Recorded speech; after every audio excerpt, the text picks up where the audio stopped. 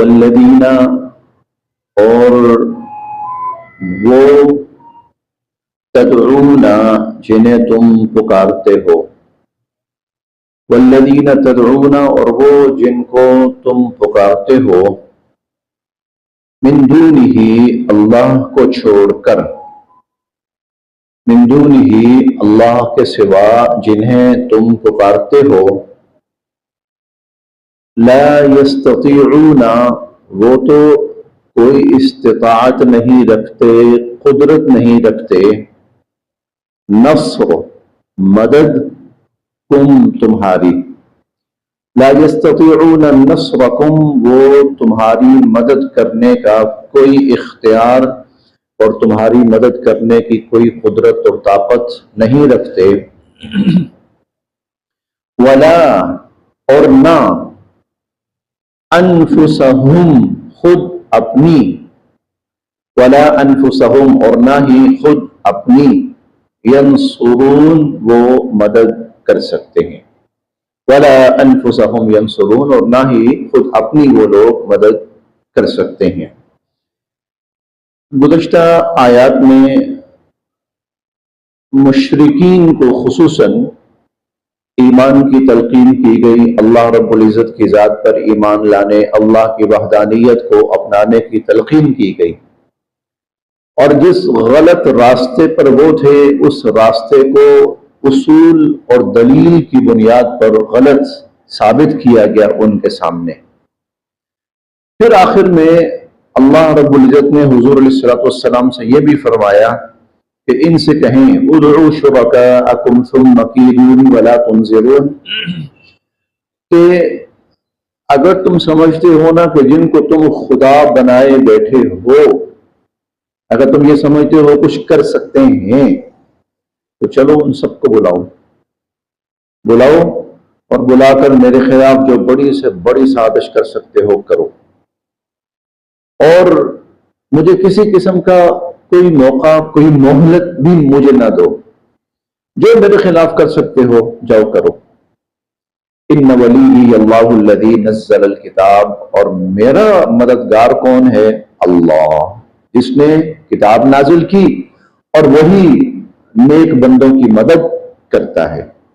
تو میرا رب تو وہ ہے جو میری مدد کرتا ہے، جو میرا ساتھ دیتا ہے، ایمان والوں کا ساتھ دیتا ہے، اور والذین تدعون من دونہ، جن کو تم پکارتے ہو اللہ کو چھوڑ کر، اب وہی سلسلہ کلام چل رہا ہے، والذین تدعون من دونہ، جن کو تم پکارتے ہو اللہ کو چھوڑ کر، لا یستطیعون نصرکم، وہ تو خود اپنی مدد نے، وہ تمہاری مدد کرنے کا کوئی اختیار نہیں رکھتے، ان کے پاس کوئی قدرت نہیں ہے کہ وہ تمہاری مدد کر سکیں، بلکہ ولا انفسہم ینصرون، تمہاری کیا کرنی، وہ تو خود اپنی کوئی مدد نہیں کر سکتے۔ وَإِن، اور اگر تدعو، تم بلاؤ، ہم، ان کو، وَإِن تدعوہم، اور اگر تم ان کو بلاؤ، إِلَى الْهُدَى، کسی سیدھے راستے کی طرف، اگر تم ان کو کسی سیدھے راستے کی طرف بلاؤ، لا يسمعوا، تو وہ تو تمہاری بات سن بھی نہ سکیں، لا يسمعوا، وہ تمہاری بات سن بھی نہ سکیں، وتراہم، اور تم ان کو دیکھتے ہو، وتراہم، اور تم ان کو دیکھتے ہو، ینظرون، کہ وہ دیکھ رہے ہیں، الیک، تمہاری طرف، وتراہم، اور تم ان کو دیکھتے ہو کہ ینظرون الیک، وہ دیکھ رہے ہیں تمہاری طرف، وہم لا یبصرون، جبکہ انہیں کچھ بھی دکھائی نہیں دیتا، جبکہ انہیں کچھ بھی نظر نہیں آتا۔ کہیں پر کوئی تصویر ہو نا بڑی ساری، جیسے بعض جگہ پر سائن بورڈ، اس پر کوئی تصویر بنی ہوتی کسی انسان کی، آپ اس تصویر کو دیکھیں نا، حالانکہ وہ 25، 30، 40 فٹ اونچائی پہ تصویر لگی ہوئی ہے، آپ زمین پر چل رہے ہیں، آپ اس کو دیکھیں تو آپ کو ایسا لگے گا کہ وہ تصویر آپ کو دیکھ رہی ہے، آئی کانٹیکٹ ہو رہا ہے، آپ کو ایسا لگے گا۔ آپ چلتے جا رہے ہیں، دیکھیں تو آپ کو ایسا لگے گا کہ وہ آپ کو دیکھ رہی ہے، حالانکہ وہ آپ کو نہیں دیکھ رہی، بس اس کا ڈیزائن ہی ایسا ہے۔ اگر वतराहुम यंजुरून, आप तुम लोग देखोगे उनको कि वो देख रहे हैं, वो तुम्हें देख रहे हैं, लेकिन वहुम ला युबसिरून, वो देख नहीं रहे बल्कि वो बस डिजाइन ही इस शेप का बना हुआ है। खुजुल आफ़, खुज आप अपनाइए, ए नबी अलैहिस्सलातु वस्सलाम आप अपनाइए, अल आफ़, आफ़ का माना दरगुजर भी है, आफ़ का माना नरमी भी है। आप दरगुजर और नरमी अपनाइए। वअमुर, और तलकीन करते रहिए, हुक्म देते रहिए, बिलउर्फ, भलाई के कामों का। वअमुर बिलउर्फ, और भलाई के कामों का हुक्म देते रहिए। वअरिज़, और आप नजर अंदाज कीजिए, ना उलझिए, ना उलझिए, अनिल जाहिलीन, जाहिलों से। वअरिज़ अनिल जाहिलीन, और जाहिलों से आप कतअन ना उलझिए। इस आयत में ना हुजूर सल्लल्लाहु अलैहि वसल्लम को भी और क़यामत तक जितने भी वो लोग आए जो नेकी और भलाई की तरफ और खैर के कामों को लेकर चलने वाले हैं, उनको तीन चीजों की तलकीन की गई है। तीन चीजों की, एक तो है नरमी, दरगुजर, बर्दाश्त, सब्र। ये बहुत जरूरी है, ये बहुत जरूरी है। हमने चौथे बारे में पढ़ा, फबिमा रहमतिन मिनल्लाहि लिन्त लहुम, आप पर अल्लाह का खुसूसी करम है कि आप बड़े नरम मिजाज हैं। वलौ कुन्त फज़्ज़न गलीज़ल क़ल्ब, और अगर आप सख्त मिजाज होते, लनफ़ज़्ज़ू मिन हौलिक, ये लोग आपसे भाग जाते। नरमी है, ये जोड़ती है इनको आपसे। फ़अफ़ु अन्हुम, आप इनसे दरगुजर कीजिए। वस्तग़फ़िर लहुम, अल्लाह के हुजूर इनके लिए बख्शिश की दुआ कीजिए। वशाविरहुम फिल अम्रि, आप इनको अपने साथ मशवरों में शामिल कीजिए और इनसे मुशावरत कीजिए। तो एक जो चीज है ना, वो है नरमी, नरमी, आफू, सब्र, बर्दाश्त। क्योंकि जो अपने साथी हैं उनसे भी गलतियां होती हैं, तो उनको भी नजरअंदाज करना पड़ता है। जो मुखालिफ होता है उसकी सख्ती होती है, उसको भी बर्दाश्त करना पड़ता है। तो ये जो नरम मिजाजी होती है ना, इसके दो फायदे होते हैं। अपनों की कोताही जो है आदमी उसको बर्दाश्त करता है। हर इंसान खामी वाला है, कोताही वाला है, गलती वाला है, तो अपनों की नरमी तो वो अपने जोड़े रहते हैं। और दुश्मन की सिर्फ सख्ती आदमी बर्दाश्त करता है ना, तो दुश्मन की ताकत खत्म होना शुरू हो जाती है।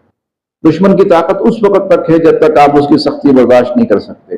जिस वक्त आप उसकी सख्ती बर्दाश्त कर लेते हैं, उसकी ताकत खत्म हो जाती है। इसी को सब्र कहा गया है कुरान करीम में। जब आप मुखालिफ की सख्ती बर्दाश्त कर लेते हैं ना, हम कहते हैं कभी कभार ना, चल यार मैं देखता हूं तू क्या कर सकता है, करके दिखा, देखता हूं तेरी आखिरी हद क्या है। अच्छा, वो बहुत बड़ा वार करता है, आप कहते हैं कर लिया, खत्म, बस इतना ही था। अब उसकी ताकत खत्म हो गई, बस इतना ही था, तू यही तक कर सकता, उसकी ताकत खत्म हो गई। सब्र इसी का नाम है। सब्र क्या करता है? मुखालिफ की ताकत को खत्म कर देता है।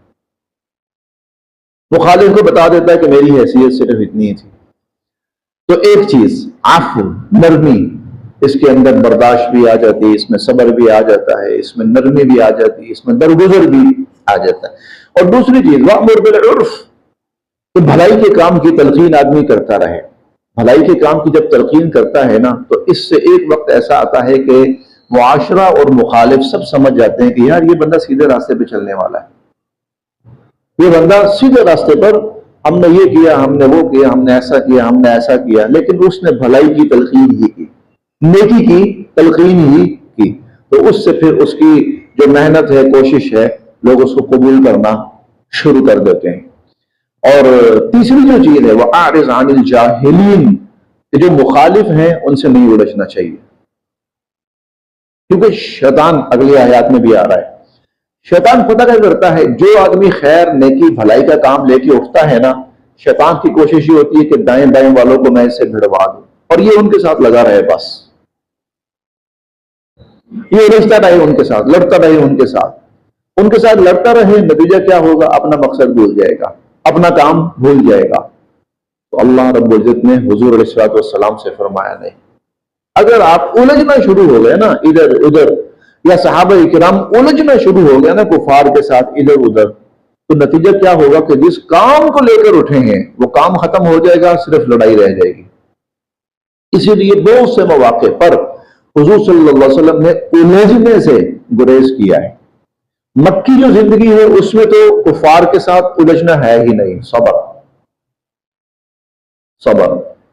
حالانکہ حضرت عمار بن یاسر رضی اللہ تعالی عنہ اور ان کے والد حضرت یاسر اور ان کی والدہ حضرت سمیہ، ان پر کیا ظلم نہیں ہوا، تو حضور علیہ السلام نے ان سے یہی فرمایا، اے آل عمار صبر کرو، اے آل یاسر صبر کرو، ان موعدکم الجنہ، تم سے جو اللہ کا وعدہ ہے وہ جنت کا، اس پر تمہیں اللہ کا وعدہ ہے کہ وہ جنت نصیب فرمائیں گے۔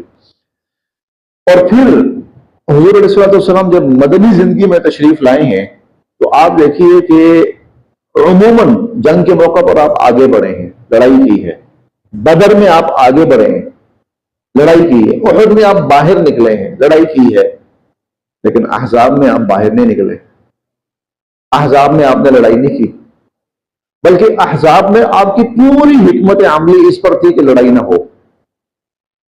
وہ کیوں؟ اس کی وجہ یہ تھی، ابو سفیان بہت بڑی چال لے کے آئے تھے، جنگی چال بہت بڑی، اور وہ چال یہ تھی کہ میں پورے عرب کو ساتھ ملا کر حضور صلی اللہ علیہ وسلم سے الجھا دوں۔ چنانچہ اس نے جتنے قبیلے تھے نا حتی الامکان سب کو اکٹھا کیا، ادھر کا ادھر کا ادھر کا ادھر کا، فلاں کی شاخ فلاں کی شاخ، سارے آؤ، اور ارادہ یہ تھا کہ پورے عرب کو حضور سے الجھا دوں۔ نتیجہ کیا ہوگا؟ اس کے بعد پورا عرب حضور سے لڑتا رہے گا اور حضور ان سے لڑتے رہیں گے۔ ہو سکتا ہے ہم بیٹھ کے تماشا دیکھتے رہیں۔ اب یہ موقع تھا، حضور نے کہا نہیں، یہاں الجھنا نہیں ہے، اسی لیے یہاں آپ نے وہ حکمت عملی اختیار فرمائی کہ جس میں لڑائی نہ ہونے پائے۔ خندق کھود لی گئی، اور خندق کھود کے دشمن، اب نتیجہ یہ ہوا کہ جب یہ لوگ واپس گئے ہیں تو یہ حضور کو برا نہیں کہہ رہے تھے، آپس میں ایک دوسرے کو برا کہہ رہے تھے، ان میں آپس میں پھوٹ پڑ چکی تھی، اور اس پھوٹ کا نتیجہ یہ تھا کہ حضور نے فرمایا آج کے بعد یہ ہم پر کبھی حملہ آور نہیں ہو سکیں گے، اب ہم ان پر حملہ آور ہوں گے۔ تو یہ ہوتا ہے کہ بہت سے مواقع پر الجھنا نہیں ہے۔ اب یہاں پر اگر حضور علیہ السلام الجھ پڑتے تو وہ لڑائی جو ابھی تک صرف قریش کے ساتھ تھی، وہ سارے قبائل کے ساتھ، ایک مخالفت اور ایک لڑائی، یہ دو الگ چیزیں۔ باقیوں کے ساتھ مخالفت تھی، لڑائی نہیں تھی، باقیوں کے ساتھ لڑائی نہیں تھی، مخالفت تھی۔ وہ کہتے ہیں جی ہم ان کو نبی نہیں مانتے، یہ نبوت کا دعویٰ ہے، غلط ہے، ایسا کچھ نہیں ہے، ٹھیک ہے مخالفت ہے، لڑائی صرف قریش کے ساتھ تھی۔ لیکن اب قریش یہ چاہ رہے تھے کہ یہ جو لڑائی ہے یہ پورے عرب کے ساتھ پھیل جائے۔ اب حضور علیہ السلام نے کیا فرمایا کہ وہ نہیں بھائی، تو یہ جو ہوتا ہے نا ہر جگہ الجھنا، وہ نقصان دیتا ہے۔ لہذا حتی الامکان جو ایسا شخص ہے جو خیر نیکی بھلائی کا دعویٰ لے کے اٹھائے، کوشش لے کے اٹھائے، تو اسے چاہیے کہ وہ لوگوں سے الجھنے سے گریز کرے۔ یاد رکھیں شیطان کی سب سے بڑی کوشش یہی ہوتی ہے اس موقع پر کہ وہ لوگوں کو الجھا دے اس کے ساتھ، اور وہ لوگوں کے ساتھ الجھ جائے اور لوگ اس کے ساتھ وَأَعْرِضْ عَنِ الْجَاهِلِينَ۔ وَإِمَّا، اور جب بھی يَنزَغَنَّكَ، کوئی چھیڑ چھاڑ پہنچے آپ کو، يَنزَغَنَّكَ، چھیڑ چھاڑ پہنچے آپ کو، مِنَ الشَّيْطَانِ، شیطان سے، نزغن، چھیڑ چھاڑ، وَإِمَّا يَنزَغَنَّكَ مِنَ الشَّيْطَانِ نَزْغٌ، اور جب بھی آپ کو شیطان سے کوئی چھیڑ چھاڑ پہنچے، اور جب بھی شیطان آپ کو کسی چھیڑ چھاڑ پہ اکسائے، فَاسْتَعِذْ، تو آپ پناہ میں آئیے، باللہ، اللہ کی، تو آپ اللہ کی پناہ میں آئیے۔ یہ وہی بات ہے، شیطان کہے گا دے رکھ کے اس کو ایسا کرارا جواب دو نا کہ ان کی سات نسلیں یاد رکھیں۔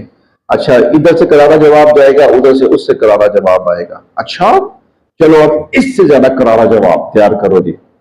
وَإِمَّا يَنزَغَنَّكَ مِنَ الشَّيْطَانِ نَزْغٌ، اور جب شیطان آپ کو کسی چھیڑ چھاڑ پہ اکسائے، فَاسْتَعِذْ بِاللَّهِ، اللہ کی پناہ میں آؤ، انہو بے شک اللہ ہی کی ذات، سمیع سب کچھ سننے والی، علیم سب کچھ جاننے والی ہے۔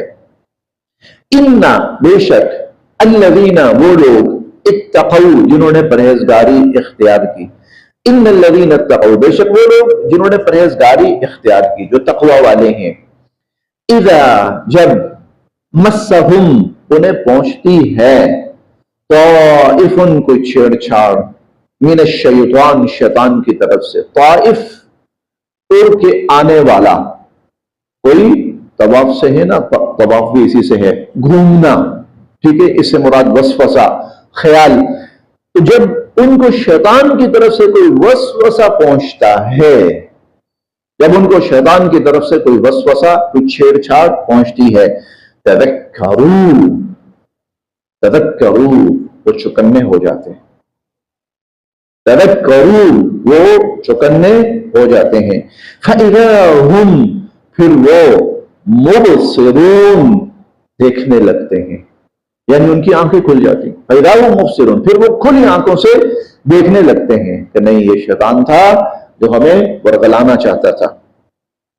وَإِخْوَانُهُمْ اور جو شیطانوں کے بھائی ہیں، وَإِخْوَانُهُمْ اور جو شیطانوں کے بھائی ہیں، يَمُدُّونَهُمْ شیطان ان کو بڑھائے چلا جا رہا ہے، فِي الْغَيِّ سرکشی میں، شیطان ان کو سرکشی میں بڑھائے چلے جا رہا ہے، ثُمَّ پھر لَا يُقْصِرُونَ وہ کوئی کمی نہیں کرتے، یعنی دوسری طرف وہ لوگ جو حق کے مخالف ہیں، جو حق کے دشمن ہیں، ان کو شیطان نے اسی کام پہ لگایا ہوا، دن رات صبح شام، لو بھائی لگے جاؤ لگے رہو ان کے خلاف، اور زیادہ اور زیادہ۔ وَإِخْوَانُهُمْ يَمُدُّونَهُمْ فِي الْغَيِّ اور شیطانوں کے جو بھائی ہیں، جو شیطانوں کے شکنجے میں آئے ہوئے ہیں، يَمُدُّونَهُمْ فِي الْغَيِّ شیطان ان کو سرکشی کے اندر بڑھائے چلے جا رہے ہیں، ثُمَّ پھر لَا يُقْصِرُونَ وہ کوئی کمی نہیں کرتے۔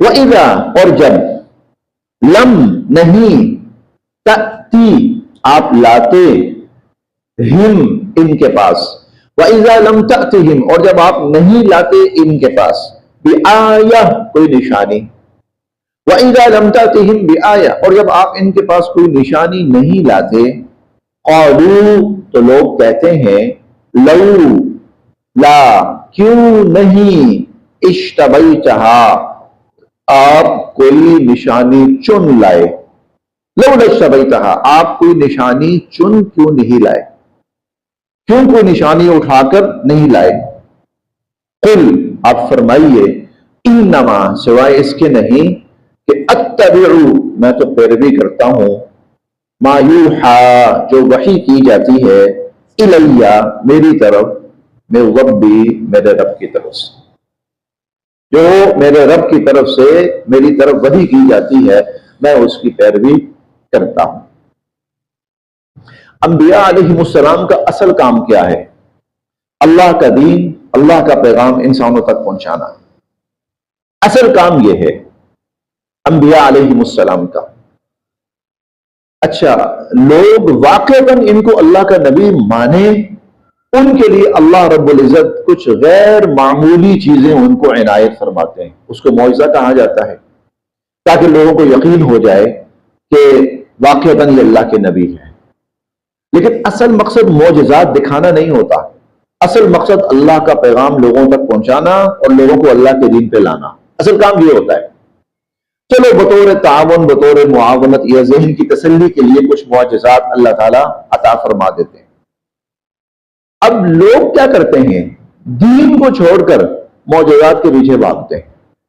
اچھا جی، ہر بندہ اپنی اپنی فرمائش لے کے آ رہا ہے، آج جی مجھے یہ معجزہ دکھائیں، جی مجھے یہ معجزہ دکھائیں، جی میرے لیے یہ معجزہ پیش کریں جی۔ وَإِذَا لَمْ تَأْتِهِمْ بِآیَةٍ اور جب آپ ان کے پاس کوئی نشانی لے کر نہیں آتے تو قالوا یہ کہتے ہیں، لولا اشتبیتہا آپ کیوں نہیں اس نشانی کو اٹھا لائے، قل آپ فرمائیے، انما اتبع ما یوحا الی من ربی میں تو اس کی پیروی کرتا ہوں جو میرے رب کی طرف سے میری طرف وحی کی گئی، ھذا بصائر یہ دیکھو بصائر من ربکم، تمہارے رب کی طرف سے، بصائر آنکھیں کھول دینے والے دلائل، بصائر آنکھیں کھول دینے، یہ دیکھو تمہارے رب کی طرف سے آنکھیں کھول دینے والے دلائل آ چکے ہیں، وہدا اور ہدایت، ورحمہ اور رحمت، لقوم یؤمنون لیکن ان لوگوں کے لیے جو مانیں،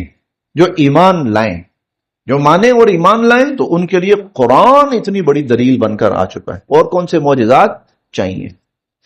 وَإِذَا، اب چونکہ ہمارا وقت تھوڑا سا اوپر ہو رہا ہے اس لیے میں مختصر کرتا ہوں، وَإِذَا اور جب قُرِئَ پڑھا جائے، القرآن قرآن، اور جب قرآن پڑھا جائے، فَاسْتَمِعُوا لَهُ تو اس کو غور سے سنو، وَأَنصِتُوا اور خاموش رہو، فَاسْتَمِعُوا لَهُ اس کو غور سے سنو، وَأَنصِتُوا لَهُ اور خاموش رہو، لَعَلَّكُمْ تاکہ تم پر ترحمون رحم کیا جائے، رحمت کی جائے، رحم کیا جائے۔ یہ نماز اور غیر نماز دونوں حالتوں کے لیے ہے۔ قرآن کا ادب یہ ہے کہ جب قرآن پڑھا جائے اس کو خاموشی سے سماعت کیا جائے۔ وَاذْكُرْ اور آپ ذکر کیجئے، آپ یاد کیجئے، ربک اپنے رب کو، فی نفسک اپنے دل میں۔ اب چونکہ سورت ختم ہو رہی ہے نا، تو سورت کے اختتام پر یوں سمجھیے کہ پوری سورت کا خلاصہ جو ہے وہ اللہ تعالی بیان فرماتے ہیں۔ وَاذْكُرْ رَبَّكَ اور اپنے رب کو یاد کیجئے، فی نفسک اپنے دل میں، تضرعا انکساری کے ساتھ، تضرعا عاجزی کے ساتھ، انکساری کے ساتھ، وخیفہ اور آہستہ، خیفہ آہستہ، دونا بغیر، الجہر بلند کیے، من القول آواز بلند کیے بغیر، آہستہ آواز سے اپنے رب کو یاد کرو، اپنے رب کا ذکر کرو، بالغدو بھی صبح بھی، والآصال اور شام بھی، صبح شام، ولا تکن اور نہ بنو، من الغافلین غافلوں میں سے۔ رب کا ذکر، رب کو یاد کرنا، اس کی سب سے بہترین شکل قرآن کریم ہے، اس کی تلاوت۔ پھر اس کے بعد ذکر کی جتنی مختلف شکلیں ہیں، صورتیں ہیں، جیسے سبحان اللہ، الحمدللہ، اللہ اکبر، لا الہ الا اللہ، یا حضور صلی اللہ علیہ وسلم نے بہت سارے اذکار صبح کے، دوپہر کے، شام کے جو بتائے ہیں، وہ سب کے سب اس میں شامل ہیں۔ تو اللہ سے جڑے رہو، کیسے؟ اس کا ذکر کرو۔ اس کا ذکر کیا ہے؟ اس سے جڑنا۔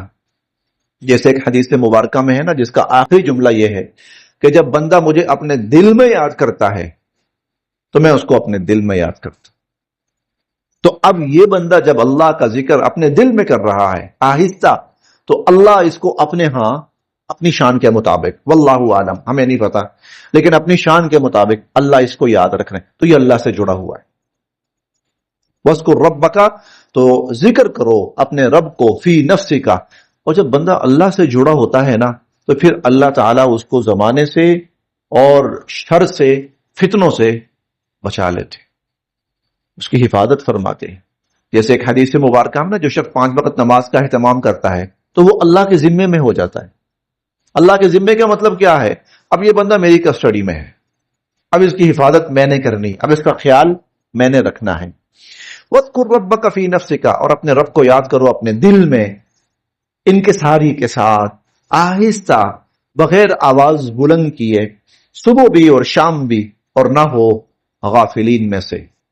اِنَّ بے شک، الذین وہ لوگ، عند ربک جو آپ کے رب کے پاس ہیں، ان الذین عند ربک بے شک وہ لوگ جو آپ کے رب کے پاس ہیں، لا یستکبرون وہ تکبر نہیں کرتے، عن عبادتہ اللہ کی بندگی سے، وہ اللہ کی بندگی سے تکبر نہیں کرتے، وَيُسَبِّحُونَهُ اور اسی کی پاکی بیان کرتے ہیں، وَلَهُ اور اسی کے حضور، یسجدون سجدہ ریز رہتے ہیں۔ اب یہ آیت کیا بتاتی ہے؟ اللہ کے ہاں کون ہے؟ فرشتے۔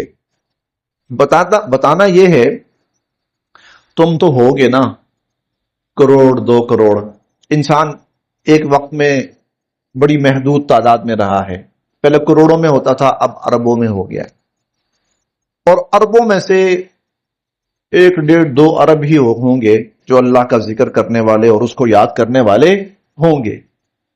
لیکن جو اللہ کے ہاں فرشتہ نامی مخلوق ہے وہ اتنی تعداد میں ہے، اتنی تعداد میں ہے، کوئی حد و حساب ہی نہیں ہے. وما یعلم جنود ربک الا هو، ان کی تعداد اللہ ہی جانتے ہیں. انسان شاید تصور بھی نہ کر سکے اس تعداد کا جو فرشتوں کی ہے. تو اللہ بتانا یہ چاہتے ہیں کہ بھائی اگر تم نہیں کرو گے نا تو مجھے فرق کوئی نہیں پڑنا، میرے پاس تو اتنی مخلوق ہے ہما وقت میری ہم ثنا تسبیح پاکی عبادت ذکر میں مشغول رہتی ہے، اور اگر تم کرو گے تو تمہارا فائدہ ہے، نہ کرو گے تو میرا کوئی نقصان نہیں. میرے پاس تو بہت مخلوق ہے اور ایسی سی عبادت کرتی ہے کہ انسان تصور بھی نہ کر سکے، اور ان کی عبادت کا دورانیہ اتنا زیادہ ہوتا ہے کہ سارے انسانوں کی زندگی بھی اگر لگ جائے تو شاید وہ بھی تھوڑی ہو. تو وہ اتنی عبادت کرتے ہیں. اور قیامت کے دن وہ ایک جملہ کہیں گے، ما عبدناک حق عبادتک وما عرفناک حق معرفتک. اے اللہ جو آپ کی عبادت کا حق تھا نا وہ ہم سے ادا نہیں ہو سکا. یہ وہ کہیں گے کہ جنہوں نے ایک لمحہ بھی عبادت کے بغیر نہیں گزارا ہوگا اور ایک لمحہ بھی ذکر اور اللہ کی یاد کے بغیر نہیں گزارا ہوگا، وہ کہیں گے اللہ نہیں کر سکے.